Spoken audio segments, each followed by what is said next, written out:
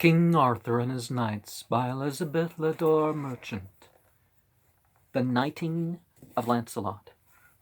Sir Lancelot du Lake, in all tournaments and jousts and deeds of arms, both for life and death, passed all other knights, and at no time was ever outcome, but was never overcome, but if it were by treason or enchantment.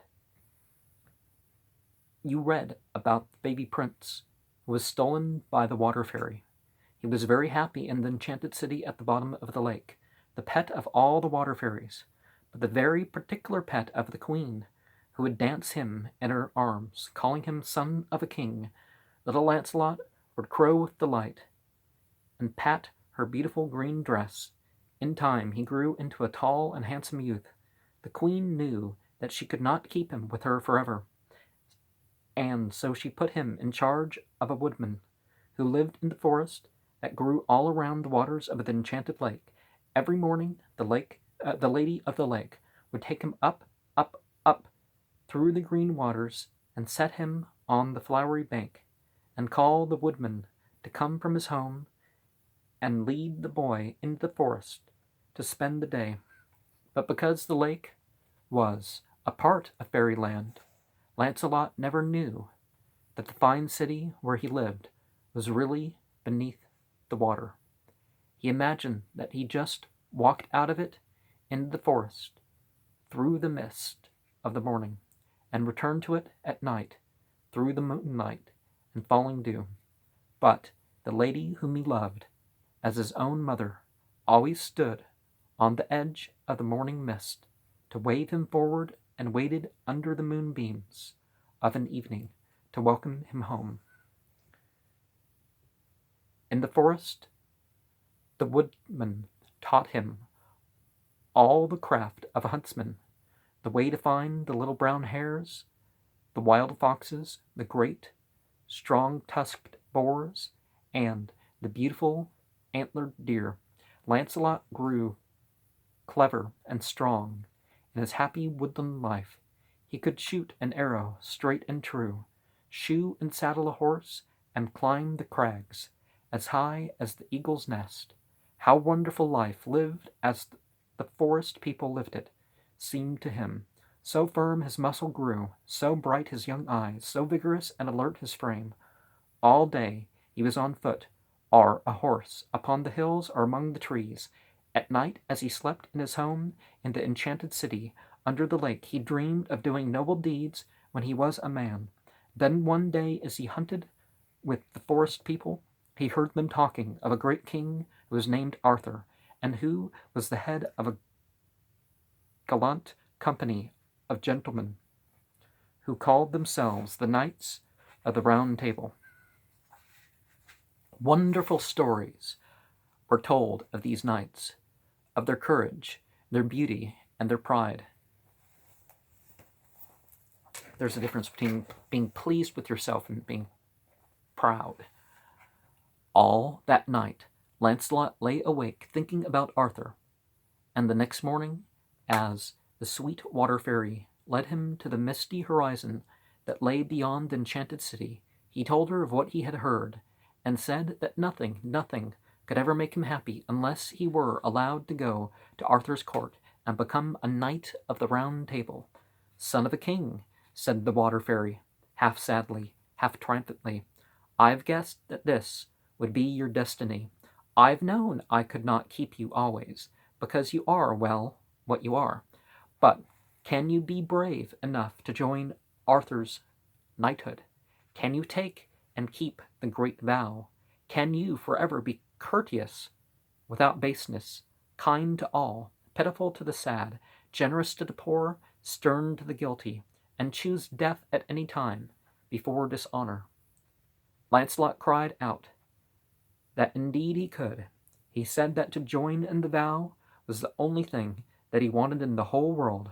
So then this lady of the lake bent her head and consented, and from that moment the preparations for Lancelot's departure to Arthur's court began, and such preparations they were. The water fairy had a suit of armor made for him, all of silver and pearls. She gave him a sword, long and shining, and a white satin mantle, trimmed with ermine. Then she dressed herself also in a robe of gleaming white satin, with ermine, and silver upon the sleeves and hem. She chose her prettiest maidens and her sprightliest pages, and she brought her fairy horses out of their fairy stalls. From the enchanted palace she took long rolls of silk, and she had the silk made into tents for shelter on the way. Then, with songs and music, the beautiful procession set off, passed through the mist that lay on the borders of their fairyland, and rode through the forest and sweet meadows of west over the sea, Britain, on its way to the castles of Camelot. Remember, Camelot's not an early part of the story. Arthur was coming back from hunting when he saw this sparkling company, which travelled towards him through the twilight, looking as if it were composed of sea foam and stars. Astonished, he drew in his horse and waited. Then, though he did not recognize her, the Lady of the Lake rode forward in advance of the rest, as softly as a pale moth might flit across the dusky grass. Behind the fairy rode young Lancelot, all silvery, white in his beautiful armor and royal mantle, so that indeed he seemed no less fairy-like than the delicate shimmering lady in front of him. The fairy paused as she reached Arthur's side, and looked very earnestly at the astonished king. Then she waved to Lancelot to draw near also. "Son of a king," she said to Arthur, "I have brought you a good knight and true. He also is the son of a king. Admit him to your fellowship, I pray you, and make him a knight of the Round Table." Arthur turned in his saddle and fixed his eyes gravely upon the youth in the white shining armor, who rode up to the side of the lady. "He is only a boy," said the king. "Is he ready to prove himself? Has he done battle in any just cause? Has he suffered for the sake of the weak, protected the innocent, or punished the guilty?" "Not yet," answered the fairy gently, "but it is his most earnest wish to do so." Arthur turned to Sir Gawain, who sat on his horse by the king's side. "Take the boy to your chamber," said Arthur.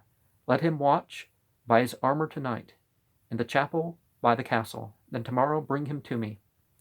He saluted the fairy, still not recognizing this beautiful and gracious lady who had brought her son to be a knight of the Round Table. He had no idea at the moment that she was a fairy at all, cousin to the very fairy who had stretched a white hand and arm out of the water to give him his sword.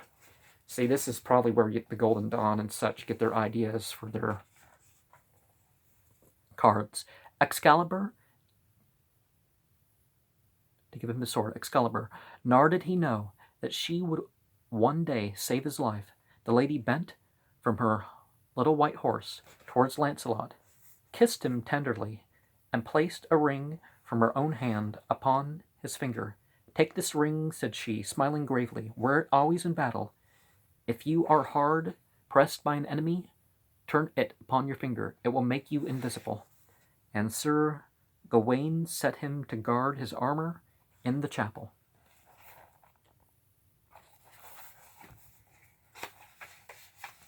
Turn it again, and your armor will change color, from silver to black, from black to green, from green again to silver.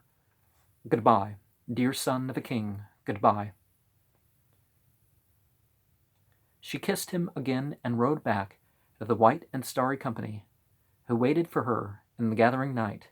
Then they all rode silently away, and the sparkle of them died out among the trees. But Lancelot in his silver armor followed the king and Sir Gawain and all the rest of the knights into the castle of Camelot.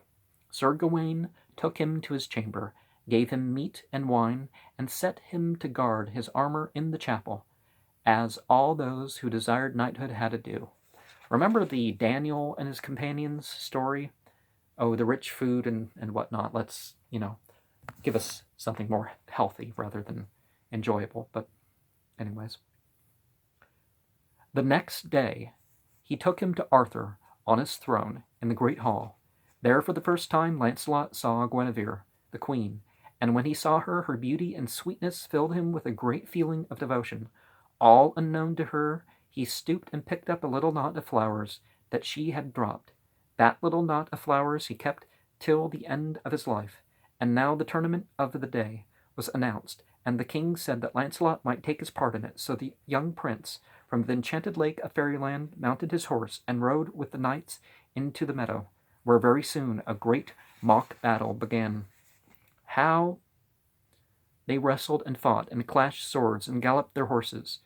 It was one of the finest tournaments ever seen, and very soon all who were watching began to speak of the wonderful courage and cleverness of a young strange knight clad in silver armor that shone like sea foam and stars.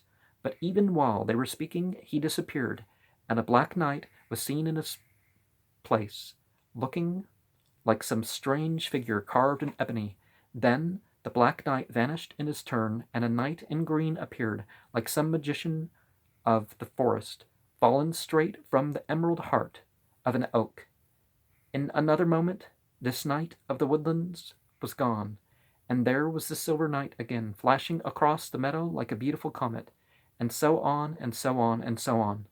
For the black knight and the silver knight and the knight in emerald green were, all and each of them, none other than Lancelot of the Lake, who was galloping all over the meadow, continually turning his magic ring. At last the mock battle was over, and there was a great call for the silver knight, and the black knight, and the knight in emerald green. But only the silver knight came forward, and in his hand he held the trophies of all three. The people who had watched the tournament knew that some fairy had been helping the silver knight in some mysterious way, so they were full of respect for him, and cried out that he must indeed be made a knight of the Round Table, must drink the cup of fellowship, and join in the great vow. And the queen smiled, and she looked on, while the king knighted him, and in memory of the water fairy, named him Sir Lancelot of the Lake. Sir Lancelot, as he knelt before Arthur, felt all the love of his brave young spirit go out to the king and to his sweet lady Guinevere. He remembered the little knot of flowers that he wore close to his heart, and he vowed to himself that all the rest of his life should be spent in the service of the queen.